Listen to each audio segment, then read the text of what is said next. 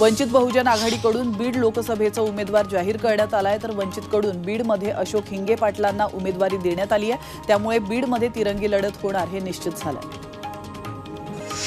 काही जागा ठरवण्याबाबत विलंब होतो, मात्र लवकरच याबाबत निर्णय होईल असं वक्तव्य अजित पवार यांनी केलंय। पिंपरी चिंचवडमध्ये थेरगाव या ठिकाणी रुग्णालयाच्या उद्घाटनासाठी आले असता ते पत्रकारांशी बोलत होते। उमेदवारी अर्ज दाखल करण्याची शेवटची तारीख असेल तोपर्यंत आता वाटपाचा तिढा सुटेल अशी मिश्किल टिप्पणी अजित पवार यांनी केली।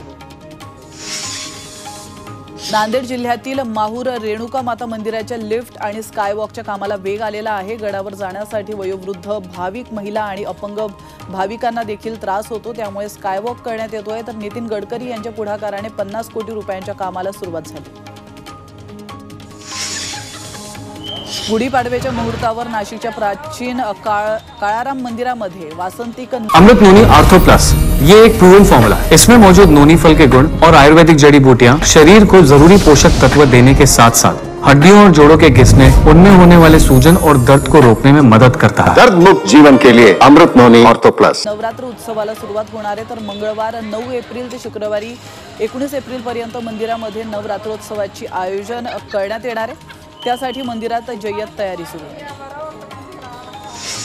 मुंबईत उन्हाचा पारा चांगलाच वाढलाय, त्यामुळे उकाड्यामुळे मुंबईकर हैराण झाले। दुपारी 12 ते 4 वाजेपर्यंत नागरिकांना कडक उन्हाचा सामना करावा लागतोय। दुपारपर्यंत पारा 35 अंशावर जातोय। एप्रिलच्या मध्यात उकाड्यात आणखी वाढ होण्याची शक्यता वर्तवण्यात आली आहे।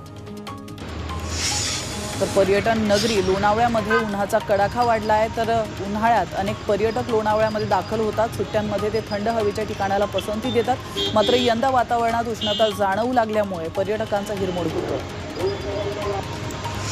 नाशिकमध्ये आरोग्य प्रशासनाने उष्माघात कक्ष सुरू केलेला आहे। उष्माघाताच्या रुग्णांना तातडीने उपचार मिळावा यासाठी जिल्ह्यातील सर्व 112 प्राथमिक आरोग्य केंद्र, 33 ग्रामीण रुग्णालय आणि 3 उपजिल्हा रुग्णालयात उष्माघात कक्ष सुरू केलेत। तर उन्हात काम करणारे शेतकरी शेतमजुरांना उपचार मिळावेत यासाठी आरोग्य यंत्रणा सज्ज झाली।